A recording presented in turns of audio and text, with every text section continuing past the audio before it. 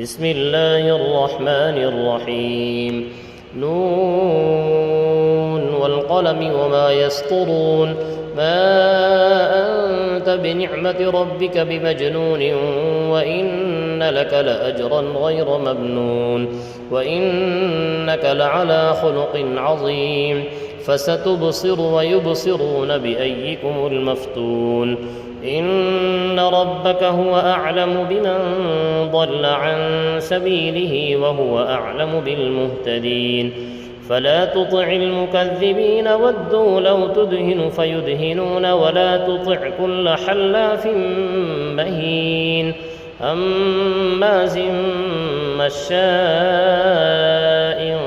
بنميم مناع للخير معتد أثيم عتل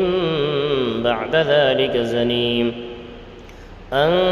كان ذا مال وبنين إذا تتلى عليه آياتنا قال أساطير الأولين سنسمه على الخرطوم إنا بلوناهم كما بلونا أصحاب الجنة إذ أقسموا ليصرمنها مصبحين ولا يستثنون فطاف عليها طائف من ربك وهم نائمون فأصبحت كالصريم فتنادوا مصبحين أن اغدوا على حرثكم إن كنتم صارمين فانطلقوا وهم يتخافتون ألا يدخلنها اليوم عليكم مسكين وغدوا على حرد قادرين فلما رأوها قالوا إنا لضالون بل نحن محرومون قال أوسطهم ألم أقل لكم لولا تسبحون قالوا سبحان ربنا إنا كنا ظالمين فأقبل بعضهم على بعض يتلاومون قالوا يا ويلنا إنا كنا طاغين عسى ربنا أن يبدلنا خيرا منها إنا إلى ربنا راغبون كذلك العذاب ولعذاب الآخرة أكبر لو كانوا يعلمون إن للمتقين عند ربهم جنات النعيم أفنجعل المسلمين كالمجرمين ما لكم كيف تحكمون أم لكم كتاب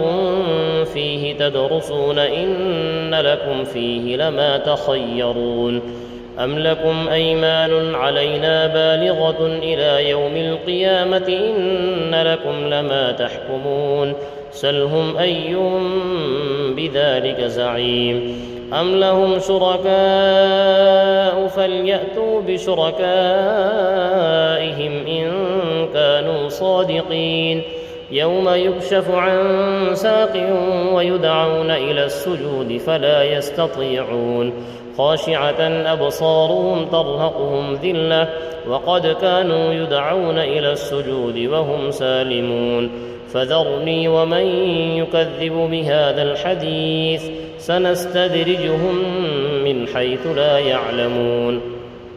وأملي لهم إن كيدي متين أم تسألهم أجرا فهم من مغرم مثقلون أم عندهم الغيب فهم يكتبون فاصبر لحكم ربك ولا تكن كصاحب الحوت إذ نادى وهو مكظوم لولا أن تداركه نعمة من ربه لنبذ بالعراء وهو مذموم فاجتباه ربه فجعله من الصالحين وإن يكاد الذين كفروا ليزلقونك بأبصارهم لما سمعوا الذكر ويقولون إنه لمجنون وما هو إلا ذكر للعالمين. Thanks for watching. Don't forget to like, comment, share and subscribe to Al Wahid channel.